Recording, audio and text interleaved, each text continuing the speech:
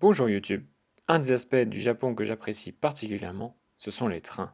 Et il y en a de toutes sortes. Des courts, des longs, des lents, des rapides, dans les campagnes et dans les villes. Le train est une institution au Japon. Et aujourd'hui, je souhaite vous présenter un train en particulier.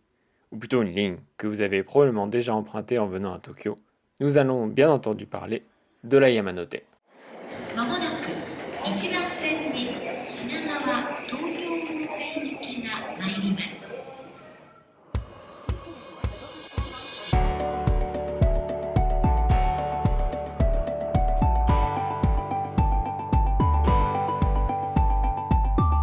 Avant d'aborder son histoire, il y a peut-être des gens qui ne connaissent pas la ligne Yamanote. Déjà bienvenue. Et pour faire les choses simplement, la Yamanote, ou Yamanote-sen, est une ligne de train qui fait le tour du cœur de la capitale nippone sur 35 km, l'équivalent à environ du périphérique parisien, pour un trajet d'environ 1 heure. Elle est opérée par la JR East Company et transporte en moyenne 5 millions de passagers par jour. Et à certaines heures, ça ressemble à ça. Le parcours actuel de la Yamanote est ponctué de 30 stations. Parmi les plus connues, bien entendu, on retrouve Shinjuku, Shibuya, Akihabara, Ueno, et bien sûr, la gare de Tokyo. Et pour finir, je dirais que la ligne se distingue par sa couleur verte, appelée également Uguiso Hiro, en référence à un oiseau, la bouscarle chanteuse. Voilà pour une introduction sur la ligne Yamanote. Nous allons maintenant remonter dans le temps pour voir comment cette ligne mythique est née.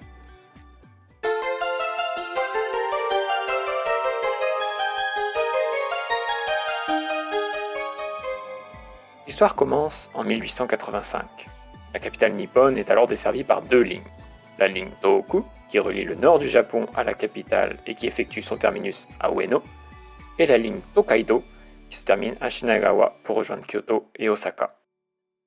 C'est dans l'idée de relier le nord et le sud de la ville qu'est créée une ligne entre Shinagawa et Akabane, plus au nord à la frontière avec Saitama, via les stations nouvellement construites de Meguro, Shibuya, Shinjuku et Mejiro. C'est la création de la ligne Shinagawa.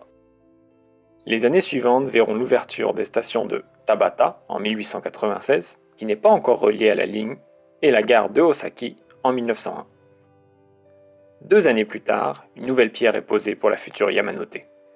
Les stations Ikebukuro, Sugamo et Otsuka sont ouvertes et connectées par une nouvelle ligne qui sert de branche entre Ikebukuro et Tabata, la ligne Toshima.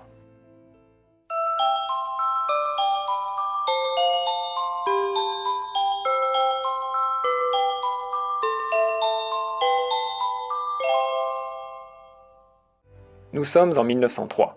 Ce qu'on appelle aujourd'hui la ligne Yamanote n'est pour l'instant pas encore un cercle complet, mais la fusion des 2 lignes, la ligne Shinagawa et la ligne Toshima, et est composée de 10 stations. Mais ceci est sur le point de changer. Tout d'abord, en 1906, 3 nouvelles stations s'ouvrent aux passagers. La fameuse Harajuku, Ebisu, qui servait jusqu'à présent de garde-frais pour transporter la fameuse bière, et Yoyogi au sud de Shinjuku. Et c'est finalement en 1909 que la ligne Yamate voit le jour, reliant Shinagawa à Ueno, complétant la jonction des lignes Tokaido et Tohoku via l'ouest de Tokyo.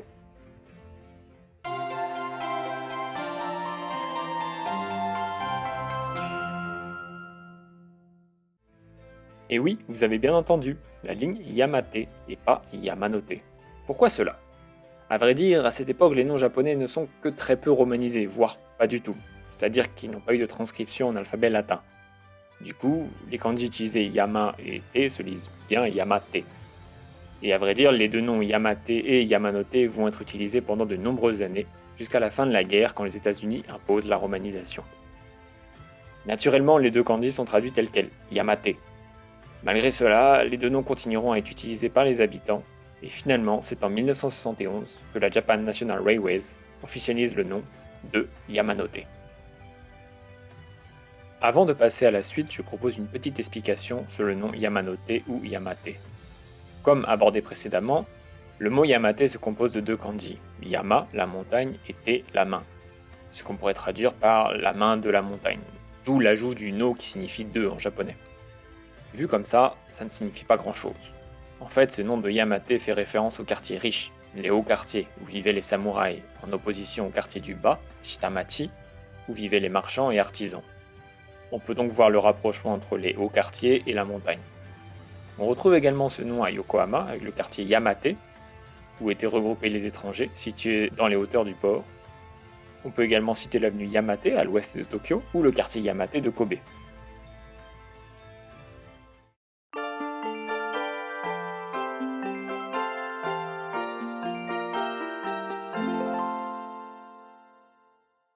Mais revenons en 1909. Cette année voit l'ouverture des stations Tamachi et Hamamatsucho au nord de Shinagawa, sans être reliées à la future ligne circulaire. Puis, en 1910, ce sont les stations Yurakucho et Karasumori qui ouvrent. Karasumori qui aujourd'hui n'existe plus par ce nom, en effet, la station a été ouverte pour remplacer l'ancienne gare de Shimbashi, située légèrement plus à l'est. Aujourd'hui, c'est bien la station Karasumori qui est devenue l'actuelle station de Shimbashi. Il reste néanmoins un souvenir de ce nom, qui est porté par l'une des sorties de la gare. La même année, la Yamanote ajoute 2 nouvelles gares, Komagome et Takada-no-Baba. Puis vient Gotanda en 1911, Ugui-Sudani en 1912 et Shinokubo en 1914. Ce qui fait un total de 9 gares ouvertes en seulement 5 ans.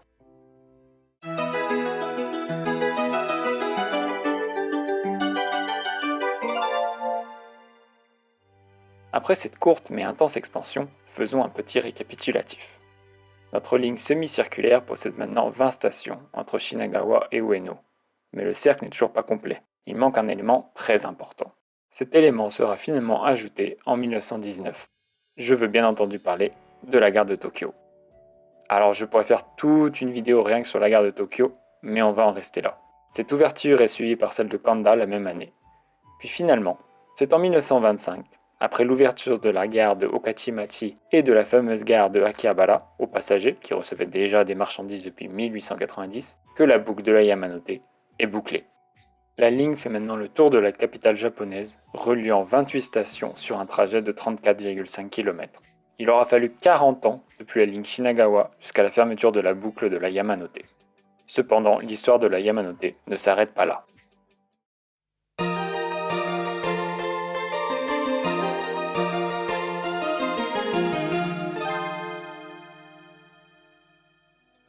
Avant de continuer notre histoire, je me suis rendu compte en cours de chemin avoir oublié la gare de Nippoli, construite en 1905.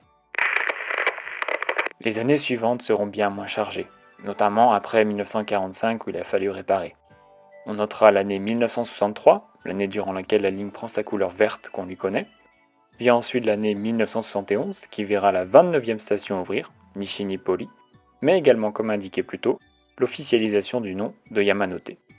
Et finalement, la dernière station en date, Takanawa Gateway, ouvrira ses portes presque 50 ans plus tard, en 2020, pour combler le trou entre Shinagawa et Tamachi.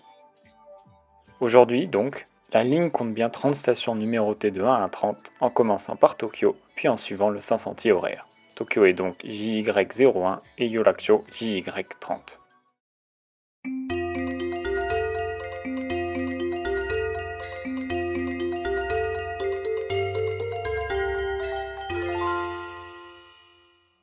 Voilà, j'espère que ce voyage dans le temps à la découverte de ces lignes mythiques tokyoïtes vous a plu, que vous avez appris plein de choses et que lors de votre prochain voyage sur ces lignes vous penserez à son histoire. En vrai, on pourrait encore parler pendant des heures, en allant plus en détail sur chaque station, mais on va s'arrêter là pour cette première vidéo.